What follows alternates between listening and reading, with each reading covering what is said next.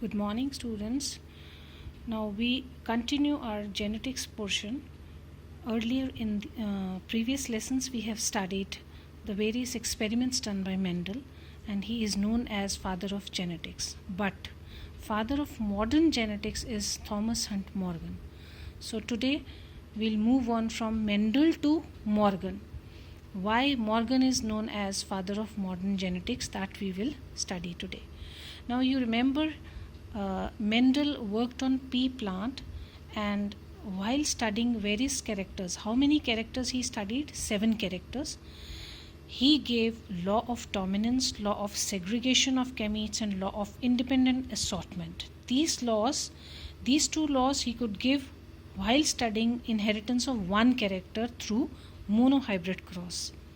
And through dihybrid cross he gave law of independent assortment, in which he was studying inheritance of two different characters. Now those characters were present on different chromosomes. He studied 7 characters which were on 4 chromosomes, different chromosomes. So that is why he could observe law of independent assortment. That means the one inheritance of one character is independent of the inheritance of the other character. For example, round seed, wrinkled seed, yellow seed, green seed. By chance he could study these 7 contrasting traits. He got 7 contrasting traits, and that too pure lines. Pure lines means round pure line, wrinkled pure line, means these are pure line homozygous condition, you can say. Now here yellow seed pure line, it is not heterozygous condition. Pure line word means homozygous condition. So the law of independent assortment figure you can revise from page number 79, 57 figure, 5.7 figure is there. So you can see the detail, and we have already done in previous classes. Now what did he obtain in F2 generation? The ratio was 9:3:3:1. 9 and 1 were parental type, homozygous dominant, homozygous recessive, and these were recombinants. 3 recombinants of different types means they were heterozygous. So 9 and 1 homozygous, 3 and 3 heterozygous. When these are heterozygous means they are recombinants. These two are parental type. How many total? 16. If you calculate the percentage, 10 upon 16 into 100, it comes out to be 62.5%, and recombinants comes out to be 37.5%. But this ratio varied in Morgan's experiment. Now moving from Mendel to Morgan. In 1865 Mendel published, and he started working in 1856. He started experimenting on pea plants, and in 1865 he published an article and regarding pea experiments, whatever he did in those 8-9 years, whatever he did. So he published that in a magazine, but that was not of much renowned magazine, so he could not get recognition. And what he published about the experiments, that there are certain heritable factors, because he didn't know, he had no idea of chromosomes, no idea of genes. He simply said some factor is there which is being transferred from A generation to B generation, from parents to offspring. Simply factors, this word he gave. He never knew what are these factors, where are they present. But after that, in 1902, Sutton and Boveri, they correlated the Mendelian theory with chromosomal behavior, because they studied chromosomes. So also they studied genes on the chromosomes, and they derived the hypothesis that chromosomes carry those heritable factors which Mendel was saying, and this is genetic material. And observing, doing the experiments, they gave chromosomal theory of inheritance. After that, what was chromosomal theory of inheritance? These are the postulates of this theory. that chromosomes are the vehicles, they are the carriers of genetic material, genetic heredity. Then neither Mendelian genetics nor gene linkage by Morgan, they are not accurate, means both are to be used in chromosomal theory of inheritance. Alone they cannot express this theory. That means Mendel's genetic was also helping in this theory and linkage was also helping in this theory. Both the type of, like you can say, independent assortment as well as linkage, it is responsible for transferring the characters from one generation to another. This has been explained in chromosomal theory. And on the chromosomes, genes are also present on certain loci. Now, behavior of chromosomes during meiosis is the physical basis of inheritance. That means how chromosomes behave at the time of meiosis. Now, where does meiosis takes place? In the reproductive organs at the time of gamete formation. So during that time, how chromosomes behave, that is responsible for inheritance. Now, how they behave? They show segregation also, as Mendel showed. They show independent assortment also, as Mendel showed. But sometimes linkage is also observed. This was given by, later on proved by Morgan, that linkage is also there. Now, for segregation and independent assortment, you can see page 82, figure 5.9. Now, coming to this factor, because this already has been discussed, coming to linkage. Now, linkage means, linkage we'll discuss later, but first of all let me tell you, after Sutton and Boveri in 1904, Morgan did not agree to them, but when he did experiments on fruit flies, then he supported chromosomal theory. And what did he prove in his experiments? Linkage. He proved linkage. Now, what is linkage? We'll discuss in next sheet. I'll show you, but just giving an idea that this is a pair of homologous chromosomes. After crossing over, when they exchange these segments, like say if crossing over has taken place here, so the two segments have been exchanged and the genes are exchanged on the chromosomes. This is because of crossing over in meiosis. So this is totally, now what is linkage? Means A and B are linked, so that means they are being inherited together. A and B are linked, but distance between B and E is more. That means now here you can see it is not capital E. Exchange has been taken place. So these are non-linked genes. Those genes which will be transferred together, they are called linked genes. Now these two genes may not be transferred to the next generation together. They may go to other segments, other chromatids. This is called recombination, and these are non-linked genes. So A and B are linked, inherited together. A and E, yeah, B and E, they are non-linked genes, so recombinants are produced. Now here we see two contrasting points. Which points? Number one is law of independent assortment, which was given by Mendel. What does it say? When two pairs of traits are studied in their inheritance, one pair of traits is independent of the other pair of traits. Means when we studied these two traits, this trait was inheritance of this trait, that is round seed, that is shape of the seed. And what is this? Color of the seed. So shape and color, these two traits, if we are studying together, they do not affect each other. This is being independently inherited, this is being independently inherited. Now contrasting to this, another phenomena, that is linkage. Law of independent assortment and linkage, they are opposite to each other.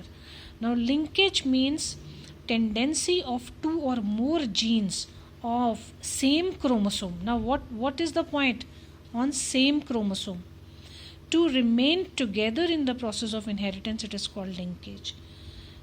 I have just shown you that A and B genes which are very close to each other, they will be inherited together. This is called linkage. Now linkage percentage is equal to 100 minus crossing over.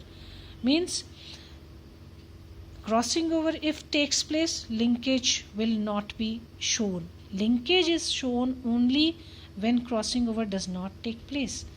Then linkage is indirectly proportional to the distance between the two genes. I have just shown you that the distance between the two genes, if it is more, like if distance between the two genes is more, that means distance is more, linkage is less. What happens in crossing over? It is directly proportional to distance. If more is the distance between this and this gene, more chances of crossing over are there. Now coming to the process of formation of this cross. This is just I am revising the topic of crossing over from class 11 to show you how recombination take place. Process due to crossing over, these are recombinants are produced due to crossing over, and this is random phenomena. Random phenomena means it can take place at any place. Okay, and this crossing over we have studied in meiosis at the time of gamete formation, and we know this is a reductional division at the time of gamete formation. Now different colors does not means that these are different chromosomes. These colors has been used to show you the process of crossing over. Otherwise these are homologous. These are homologous pair. These are homologous pair. You can say this is 9th chromosome, like this is received from mother, this is received from father, or vice versa. This is homologous pair. Okay, homologous pair means the alleles which are present here and here, they are of same character, same trait. Okay, these are homologous chromosomes. Now if we take now just before cell division, each chromosome makes 2 chromatids. Now at the time of crossing over, exchange of segments will take place. Now this is synapse formation. What happens? A and B are linked genes. These will be inherited together in the next generation, but B and small d may separate. Here you can see with B, capital D is there. Okay, because the segments have been exchanged. So from here coming to this diagram, the 2 segments has been exchanged, and now these in meiosis 2, these chromatids will separate in meiosis 2. These are separated chromatids at the time of meiosis 2. What do you observe here? These 2 are parental type because segments have not been exchanged, and these 2 are recombinants in which segments have been changed. This is crossing over in which recombinants are formed. But again I talk about linkage. These 2 genes are linked, but A, B and capital T, you cannot say they are linked, because in 50% of gametes A and B are together, but D has been shifted to some other chromatid due to crossing over. So you cannot say B and D are linked genes, because here these have been shifted to some other chromatids. So more the distance between the genes, more is the recombinant formation. Less is the distance between the genes, the chances are of linkage. Here also I am trying to show you that it is not necessary that at only one loop crossing over will take place. So many loops can be formed at the time of crossing over during gamete formation, because this is a random phenomena. So more chances of recombinants are between the genes which are far apart, and you cannot say that A and B cannot undergo crossing over, it can also take place. The genes which are, this is called incomplete linkage. Okay, complete linkage means which are always inherited together. This is incomplete linkage. Now A and B, again the same thing I am trying to tell you here. Now another one more point is there. Distance is inversely proportional to linkage. That means if distance between them is more, no linkage crossing over will take place. If they are close to each other, that means they are linked genes. Now one more point I want to discuss here. How do we calculate linkage groups? N number of chromosomes shows us linkage groups. In Drosophila, N is 4. That means 4 pairs of chromosomes are there. So 4 is the linkage group. In pea plant, 7 pairs are there. So 7 is the linkage group. How to find linkage group? The number of pairs of chromosomes means N is the linkage. It is not 2N. You cannot say 8 linkage groups. But in human beings, in females there are 23 pairs, so 23 linkage groups are there. But in male, 22 pairs are same. They are autosomes, but the 23rd pair, which is sex chromosomes, that is different. So 22, 23, 24. So 24 linkage groups are possible in human male. Now finally, let us compare Mendel and Morgan's experiment. Mendel worked upon garden pea, that is Pisum sativum, scientific name, which had 7 pairs of chromosomes, and the characters which he studied, 7 characters, they were present on 4 different chromosomes. Seed color, flower color was on chromosome 1, height and pod and inflorescence, they were present on chromosome 4, pod color on chromosome 5, seed shape on chromosome 7. So he was lucky enough that he was, whatever characters he tried to study, they were on different chromosomes. So this is the reason why he said law of independent assortment, that the characters are being assorted independently just because the characters were on different chromosomes. But just opposite to that, Morgan studied which characters, those characters he studied on fruit fly, that is Drosophila melanogaster, and those characters which he studied, they were present on single chromosome. Which chromosome? That is the pair of sex chromosome. So when the characters are on single chromosome, there are more chances of linkage. That means they are inherited together. So from here, what do we conclude? There are 2 contrasting points. Law of independent assortment, which is totally opposite to linkage. This was given by Mendel because he said when 2 pairs of traits are studied, in their inheritance, 1 pair of the trait is totally independent of the other pair. What is the reason? Because he studied them on different chromosomes. He never knew nothing about chromosomes, but when he studied those characters, by chance they were on different chromosomes and they were independently assorted. But what is linkage? Tendency of 2 or more genes on same chromosomes, because Morgan studied those characters which were on same chromosome. So tendency of 2 or more genes of same chromosome to remain together in the process of inheritance is called linkage. So again, linkage is inversely proportional to distance between 2 genes, and crossing over is directly proportional to distance between 2 genes. Means more the distance between the genes, more will be crossing over. More the distance between genes, less will be linkage. So this is the comparison of Mendel's experiment and Morgan's experiment. Mendel depicted law of independent assortment, Morgan showed us linkage, and Morgan's experiment we will study in part 2 of this lesson.